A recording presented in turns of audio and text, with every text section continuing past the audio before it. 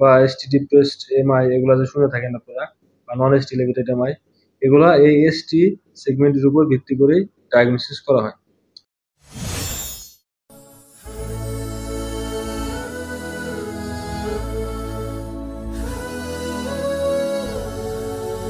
আসসালামু আলাইকুম viewers, welcome to my YouTube channel MRP blogs BD. সম্পূর্ণ নতুন একটি ভিডিওতে আপনাদের স্বাগতম। আজকে আমি যে টপিকস নিয়ে আলোচনা করবো সেটা হচ্ছে যে বেসিক ইসিজি লার্নিং কোর্স। আপনারা অনেকেই ইনবক্স এবং কমেন্ট সেকশনে আমাকে জানাইছেন যে ভাইয়া ইসিজি নিয়ে একটু ভিডিও করেন। আজকে থেকে ইনশাল্লাহ শুরু করলাম। আমি চেষ্টা করব যতটুকু জানি বেসিক ইসিজির যে বেসিক ফান্ডামেন্টালস গুলো সেগুলো খুব সহজে এবং শর্টকাট টেকনিকে আপনাদের শেখানো। তো কথা না বেরিয়ে চলুন শুরু করা যাক আজকের ভিডিও। তো ভিউয়ার্স, ইসিজি মানে কি? ইসিজি হচ্ছে এটা ইলেকট্রোকার্ডিওগ্রাফি।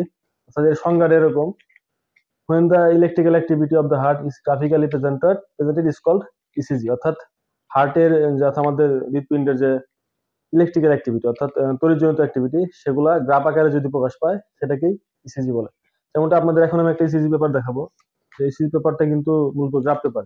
যারা ক্লাস 10 এর এসএসসি পরীক্ষার্থী যারা ছিলেন, তারা হায়ার ম্যাথ ছিল, তারা বুঝতে পারবেন হায়ার ম্যাথে একটা অঙ্ক আছে, সেটা গ্রাফ পেপারে করা হয়। এবং গ্রাফ পেপারে আপনারা কিছু দাগ দেখতে পারবেন, হয়তো দেখা যাচ্ছে না এখন, আমি কাছ থেকে আপনাদের দেখাবো। এই রেখাগুলা এবং এখানে যে একটা প্রিন্ট হয়েছে কিছু আঁকিবুকি আছে, সেগুলাই কিন্তু ইসিজির মূল অংশ। এবং এই পেপার সম্পর্কে আজকে একটু ধারণা নেবো যে পেপারে কিছু তথ্য দেওয়া থাকে, এখানে কিছু সামারি দেওয়া থাকে, তথ্য দেয়, সেগুলো সম্পর্কে আলোচনা করার চেষ্টা করবো আগে। তো চলুন আপনাদেরকে ইসিজি পেপারে নিয়ে যাই। প্রিয় দর্শক, আপনারা দেখতে পাচ্ছেন একটা ইসিজি পেপার। এখানে প্রথমে দেওয়া আছে আপনার স্ট্যান্ডার্ড লাইন, স্ট্যান্ডার্ড যে একটা ইয়ে থাকে, স্ট্যান্ডার্ড থেকে স্ট্যান্ডার্ড ধরে ইসিজির ওয়েব গুলা কল্পনা করা হয়। ইসিজির ওয়েব গুলা হচ্ছে এই যে এর, অর্থাৎ হার্ট যদি একবার বিট করে তো একবার এই 5টা ওয়েব তৈরি হয়। আইডি নাম্বার, পেশেন্ট আইডি থাকে, তারপরে ডেট, তারপর সময় সব দেওয়া যায় কম্পিউটারাইজ যদি টাইপ করা হয়। তারপরে এখানে ইসিজিতে যে ওয়েব গুলো আছে এগুলা, আর লিড আছে। এটা মূলত 12 প্লেট ইসিজি, 12 লিডের একটা ইসিজি। হ্যাঁ, আর এটা হচ্ছে আপনার 12টা লিড থাকে। আর এখানে যে ইসিজির ভোল্টেজ 100 হার্টজ, আর 25 মিলিমিটার হচ্ছে পার সেকেন্ড হচ্ছে ইসিজির স্পিড। ঠিক আছে। আর তারপরে আপনার 5 মিলিমিটার ভোল্টেজ এমভি দেওয়া আছে। তারপরে 83 পালস রেট, এটা এখানে দেওয়া আছে। আরো কিছু তথ্য দেওয়া আছে, এসআইএমপি। তারপরে হসপিটাল নাম দেখা যায়, শর্টকাটে হসপিটাল নাম দেওয়া আছে, বঙ্গমাতা শেখ ফজিলাতুন্নেসা মুজিব জেনারেল হসপিটাল সিরাজগঞ্জ, সেটা দেওয়া আছে। আর এখানে এর পাশে দেখেন, এর পাশে আইডি, ফিমেল না ফিমেল, কত বছর বয়স, সবকিছু অ্যাড করা যায় কম্পিউটার দিয়ে। তারপরে এখানে হার্ট রেট আসে, পির একটা ইকুয়েশন আসে, তারপরে পিআর ইন্টারভালের কত সেটা আসে। তারপর দেখেন কিউআরএস কমপ্লেক্সের যে ইকুয়েশন সেটা আসে, কিউটিসি, এগুলো তথ্য দেওয়া থাকে। কিন্তু যখন আপনি এগুলো হচ্ছে অটোমেটিক কম্পিউটারাইজড মেশিন দিয়ে দেওয়া হয়। আর যখন আপনি ইসিজি বুঝতে পারবেন, শিখতে পারবেন, তখন নিজে নিজে এই ইকুয়েশন গুলো এগুলা ওয়েব দেখেই বুঝতে পারবেন হার্ট রেট কত, হার্টে কোনো সমস্যা আছে কিনা, পালস পালস রেট কত, তারপরে হার্টে ব্লক আছে কিনা, এগুলা মোটামুটি ইসিজি যারা পারে তারা এগুলো দেখলে বুঝতে পারে, এগুলো দেখার প্রয়োজন নাই। আর অনেক সময় কম্পিউটার ইকুয়েশনে ভুলও করে, এখানে নর্মাল দেওয়া থাকলেও এখানে কিন্তু নর্মাল থাকে না। আর এ পাশে হচ্ছে রিদম স্ট্রিপ, অর্থাৎ ইসিজিতে রিদম হচ্ছে মূলত লিড টু, কিন্তু আমরা এখানে 3টা দেওয়া থাকে, 1 2 3, এগুলো হচ্ছে রিদম স্ট্রিপ। এদের তৈরি হাতে ইসিজির রিদম বোঝা যায়। আর প্রিয় দর্শক, এখানে কিন্তু আপনারা ডায়াগনোসিস দেখতে পারেন, ডায়াগনোসিস ইনফরমেশন এখানে দেওয়া থাকে। তো অনেক সময় এখানে ভুল আসে, আমরা এখানে একটা পাই, এখানে আর একটা পাই। সেক্ষেত্রে আমরা বোঝার চেষ্টা করবো এখান থেকে ডায়াগনোসিস করার। এটা কম্পিউটারে অনেক সময় ভুল আসতে পারে। ঠিক আছে ভিউয়ার্স, আমরা একটু আগে ইসিজির পেপার সম্পর্কে একটু ধারণা লাভ করছি, পেপারে কি কি তথ্য দেওয়া থাকে সেগুলো সাধারণ একটু ধারণা লাভ করছি। তো আমরা এবার ইসিজির মূল অংশে প্রবেশ করবো। দেখেছি যে সেখানে দেখছি ইসিজি পেপারে একটা করে বিট দেওয়ার ফলে কিছু ওয়েব তৈরি হয়েছে। ওয়েব মানে ঢেউ। ঠিক আছে। মূলত হার্ট যদি একবার বিট করে তো এরকম একটা মানে প্যাটার্ন তৈরি হয়। ঠিক আছে, যেরকম পি কিউআরএস টি, এটা মিলে একবার বিট করলে এরকম একটা প্যাটার্ন তৈরি হয়, যেটা আপনার ওই সিজি পেপারে খুব ভালোভাবে দেওয়া আছে একের পর এক। তো আমরা প্রথমে এই ওয়েব গুলো নিয়ে আলোচনা করবো। এখানে মূলত 5টা ওয়েব আছে। এই একটা বিটের মধ্যে 5টা ওয়েব থাকে বা 5টা ঢেউ থাকে, সেগুলোকে আমরা একে একে P Q R S T নামে প্রকাশ করে থাকি। ঠিক আছে, যেমন এখানে পি, এখানে ছোট একটা কিউ, এটার নাম আর, এটার নাম এস, আর এটা টি। ঠিক আছে। তো এখন এই পি ওয়েভ বা কিউ আর এস টি যে পাঁচটা ওয়েভ আছে সেগুলো কোন দিকে থাকবে, এদের নর্মাল যে একটা ভিউ সেগুলো কি সে সম্পর্কে আলোচনা করার চেষ্টা করবো। তো প্রথমে পি অফ পি হচ্ছে এরকম দেখতে, হালকা রাউন্ড শেপ, ছোট। পিটা এরকম দেখতে। পি হচ্ছে ডিফ্লেকশন আছে, এটা ডিফ্লেকশন বা দিক আছে, যে কোন দিকে থাকবে এটা একটা দিক আছে, সেটা হচ্ছে উপরের দিক, আপরাইট। আমরা ধরে নিলাম এটা প্লাস বা পজিটিভ, মানে উপরের দিক।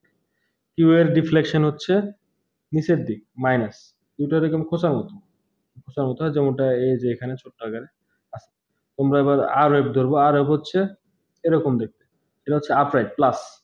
এস এস তেমনি আর এর শেষ, এস এর শুরু, এরকম নিচের দিকে। যেমন এখানে দেখতে পাচ্ছেন আর এর শেষ, এস এর শুরু, এস এ যে নিচে নেমে আসছে, এস হচ্ছে মাইনাস, এবং টিটা সর্বশেষ উপরের দিক, এটা হচ্ছে প্লাস। তো আমরা ধরে নিলাম যে পি থাকবে উপরের দিকে অর্থাৎ প্লাস, কিউ থাকবে নিচের দিকে, আর থাকবে উপরের দিকে, এস থাকবে নিচের দিকে, আর আর টি ওয়েভ থাকবে উপরের দিকে। যেমনটা এই যে এখানে উপরে আছে, নিচে আছে, উপরে আছে, নিচে আছে এবং উপরে আছে। হ্যাঁ, এটা হচ্ছে নর্মাল দিক। আচ্ছা ধর মানলাম যে দিকে দিকে গেছে, তো এর একটা তো সিস্টেম লাগবে, যে কারণ পিটা যে উপরের দিক, এটা আমরা কিসের ভিত্তিতে বলতে পারবো যে পি উপরের দিক, কিউ নিচের দিক, আর উপরের দিক, এস উপরের দিক। এটা একটা নির্দিষ্ট, যেমন আপনার ধরলাম যে এই আমার ফোনটা এই খাতার উপর রাখলাম, ঠিক আছে। এখন ফোনটা আছে কোথায়, খাতার উপরে। তো আমরা কিসের ভিত্তিতে ফোনটাকে উপরে বলতেছি, খাতা, ঠিক আছে। এটা একটা বেস, আর একটা বেস আছে, এবং খাতাটা আবার টেবিলের উপরে, আমি একটা টেবিলের উপর খাতাটা রাখছি। তো খাতাটা শূন্য রাখা যায় না, শূন্য রাখলে ওর কোনো বেস থাকবে না। তো অবশ্যই পিও কোনো শূন্যের উপর নাই, অবশ্যই কোনো কিছু তুলনা করেই আমি পি কে উপরের দিক বলতেছি বা নিচের দিক বলতেছি। তেমনি যেমন এই ফোনটাকে বলতেছি যে উপরের দিকে আছে, উপরে আছে, অবশ্যই খাতার সাথে তুলনা করে। তেমনি ইসিজির ক্ষেত্রে একটা জিনিস আমাদের খেয়াল রাখতে হবে, সেটা হচ্ছে যে পিটা কিসের উপর তুলনা করে আমরা P Q R S T কে দিক নির্ধারণ করতে, সেটা হচ্ছে যে বেজ লাইন। যেমনটা এখানে আমি একটা কল্পনা করেছি, মনে করেন একটা হার্ট বিট করার ফলে এরকম একটা প্যাটার্ন তৈরি হচ্ছে। প্যাটার্নে পি আছে, কিউ আছে, আর আছে, এস আছে, টি আছে, সেগুলা নির্দিষ্ট দিকে আছে। কিসের ভিত্তিতে উপর দিকে আছে, সেটা হচ্ছে বেজ লাইন, এটাকে আমরা বেজ লাইন বলি। অর্থাৎ এই যে সিজি যেখান থেকে প্রিন্টিং শুরু হয়, আমি আপনাদের একটু পরে ইয়েতে দেখাবো, পেপারে দেখাবো। এই সিজি যেখান থেকে প্রিন্টিং শুরু হয় সেখান থেকে মনে মনে একটা রেখা কল্পনা করা লাগে, এরকম, ঠিক আছে।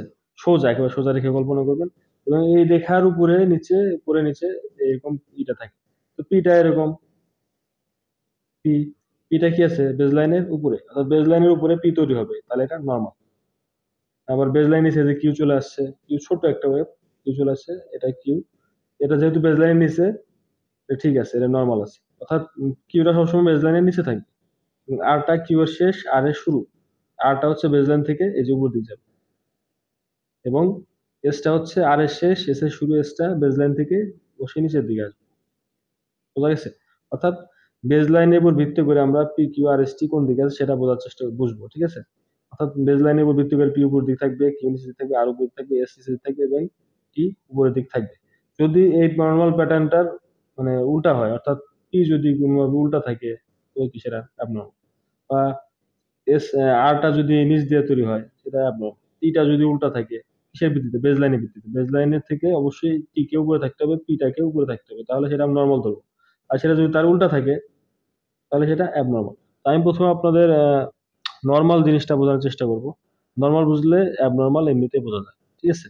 তো আপনাদের পেপারে এখন দেখাচ্ছি আমি P Q R S T এবং বেজলাইন। ভিউয়ার্স, আপনাদের এই যে পেপার এসেছে, একটা গ্রাফ পেপার এসেছে, দেখতেছেন এখানে পি এর দুটো একটা ছোট, এখানে দিবি, এটা এই যে পি, কিউ, এটা আর, এটা এস, এটা টি। আমরা কি করব, এই সিরিজ যেখান থেকে ফিটিং শুরু হয়েছে, এই যে এখান থেকে আমরা মনে মনে একটা রেখা কল্পনা করে নেব, ঠিক আছে। মনে মনে একটা রেখা কল্পনা করে নেব, এটাকে বেজ লাইন বলা। এটা যদিও দেখা যায় না, আমরা মনে মনে ধরে নেব বেজ লাইন। অর্থাৎ এই যে পিটা ছোট বোঝা যাচ্ছে না, তারপরে পিটা আছে উপরের দিকে আছে, বেজলাইন থেকে উপরের দিক, মানে নর্মাল। কিউটা এখানে ছোট একটা খোসা আছে নিচের দিক, বেজলাইন থেকে নিচের দিক, তার মানে নর্মাল। পরে আর ওয়েবটা বেজলাইন থেকে উপরের দিক চলে গেছে, এটা নর্মাল। তারপরে এই যে আর এসে এসে শুরু, এসটা কি করছে, বেজলাইন ফুলে নিচে চলে আসছে, তার মানে এটা নর্মাল। কোনটা সোজা হবে, এখানে দেখা যায় যে পি ইউ, আরটা বেজলাইন থেকে নিচে, বেজলাইন থেকে উপরে, সরি, এসটা বেজলাইনের নিচে, এবং সর্বশেষ টিটা বেজলাইনের উপরে। এখন সোজা একটা রেখা কল্পনা করে, তাহলে কি সবগুলা ঠিক আছে। অর্থাৎ পি আছে বেজলাইনের উপরে, কিউ আছে বেজলাইন নিচে,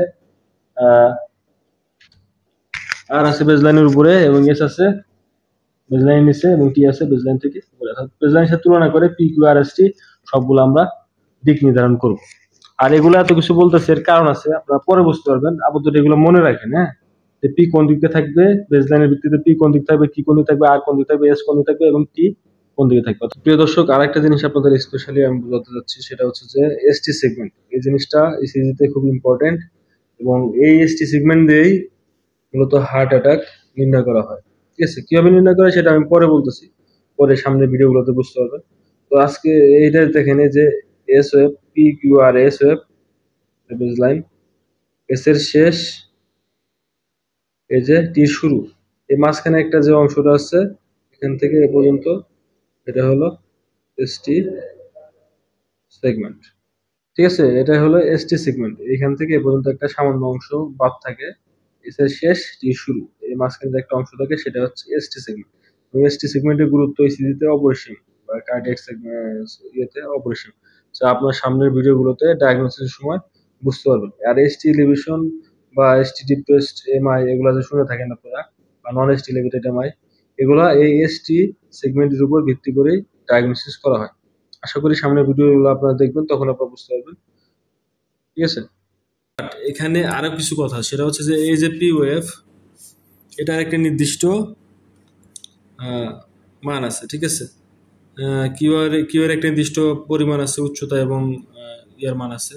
তো সে বিষয়ে আমি এটা ক্লিয়ার করে দিচ্ছি এখন আপনাদের সাথে, যে এই মান বা করতে, মান বা উচ্চতা কোত্থেকে আসলো সে বিষয়টা আপনার সাথে ক্লিয়ার করবো, ভালো করে বোঝার চেষ্টা করবো। দর্শক, আমরা ইসিজি পেপারে, যেহেতু গ্রাফ পেপারে আমরা জানি এখানে কিন্তু কিছু স্কোয়ারস আছে। ঠিক আছে, যেগুলোকে আমরা লার্জ স্কোয়ার এবং তার মাঝখানে ছোট ছোট ছোট ছোট অনেকগুলো স্কোয়ার আছে, অর্থাৎ বড় ক্ষেত্র আছে, সেগুলোকে স্মল স্কোয়ার বলি। লার্জ স্কোয়ার এবং স্মল স্কোয়ার। ঠিক আছে, তো এই স্মল স্কোয়ার এবং লার্জ স্কোয়ারের মাঝেই P Q R S T, এই পাঁচটা ওয়েভ তৈরি হয়। এই স্কোয়ারের মাঝে যত লীলা খেলা, এর মাঝখানে P Q R S T নির্দিষ্ট কিছু মান এবং সময়ের মান নির্ণয় করা হয়। ঠিক আছে, তো আমরা যে বললাম না, এই ইসিজির নির্দিষ্ট কিছু মান এবং উচ্চতা সময় আছে, সেগুলো এখন বোঝানোর চেষ্টা করবো। এগুলো মনে রাখবেন, তারপরে আপনার ধীরে ধীরে সব বুঝতে পারবেন। আগে এগুলা মুখস্থ করে ফেলেন ধীরে ধীরে, তারপরে দেখবেন যে ধীরে ধীরে সব ক্লিয়ার হয়ে গেছে। তো আমি মনে করলাম যে একটা এই যে লার্জ স্কোয়ার, সেটা এখানে নিয়ে আসলাম। তো লার্জ স্কোয়ারের মাঝে সব দিকে পাঁচটা, যেহেতু বর্গক্ষেত্র। ঠিক আছে, আহ, উপরের দিকে যে কয়েকটা ঘর থাকবে, নিচে, যেহেতু এটা ভালোভাবে আঁকা হয় নাই, সরি, তারপর আমি চেষ্টা করতেছি বোঝানোর। উপরের দিক যে কয়টা ঘর, এদিকে সেদিকে সব দিকে ইসিজিতে একটা লার্জ স্কোয়ারের মাঝখানে আহ উচ্চতার ক্ষেত্রে উপরের দিকে পাঁচটা স্মল স্কোয়ার, এক দুই তিন চার পাঁচ, পাঁচটা স্মল স্কোয়ার থাকে। এমনি এদিকেও পাঁচটা, এদিকেও পাঁচটা, ওদিকেও পাঁচটা। যদি আপনি সবগুলো হিসাব করেন তাহলে এক দুই তিন চার পাঁচ, তারপরে এক দুই তিন চার পাঁচ, অর্থাৎ এক দুই তিন পাঁচ পাঁচা 25টা ঘর আছে, 25টা ছোট ঘর থাকে। একটা লার্জ স্কোয়ারের মাঝখানে 25টা ছোট স্কোয়ার থাকে, সব দিকে পাঁচটা পাঁচটা করে, মোট 25টা ছোট স্কোয়ার, এটা মনে রাখেন। এখন আপনি লার্জ স্কোয়ার থেকে আমি একটা স্কোয়ার এখানে জুম করে নিয়ে আসলাম। ঠিক আছে, এখন এই যে সিজি এই বাম থেকে ডানে যায়, ইকিউআরএসটি তুলে বাম থেকে বাম ডানে যায়। তো এদিকে সময় বোঝায় সিজির এই পেপারে, এই বাম থেকে ডানে যে প্রিন্ট হয় এদিকে সময় বোঝায়, আর এদিকে উচ্চতা বোঝায়, উপর থেকে উচ্চতা বোঝায়। এমনি স্কোয়ার, যেহেতু স্কোয়ারে এদিকে সময় টাইম, আর এদিকে হাইট, উচ্চতা এবং সময় টাইম। ঠিক আছে, তো এখন আমি একটা ছোট স্কোয়ার এখানে কল্পনা নিয়ে আসলাম, এখানে জুম করে। একটা ছোট স্কোয়ারের নির্দিষ্ট উচ্চতা আছে, যেহেতু উপরের দিকে উচ্চতা, উচ্চতা হচ্ছে 1 মিলিমিটার। অর্থাৎ একটা ছোট ঘরের উচ্চতা, এটা মনে রাখবেন, একটা ছোট ঘরের উচ্চতা হচ্ছে 1 মিলিমিটার। আর একটা ছোট ঘরকে সিজি অতিক্রম করতে সময় নেয় 0.04 সেকেন্ড।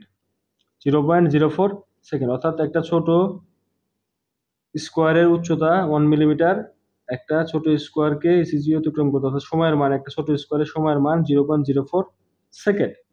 এখন যদি আমরা এদিকে যেহেতু পাঁচটা আছে, পাঁচটা ছোট ঘরের সময়ের মান ধরি, তাহলে 5 × 0.04 সমান সমান 0.2 সেকেন্ড।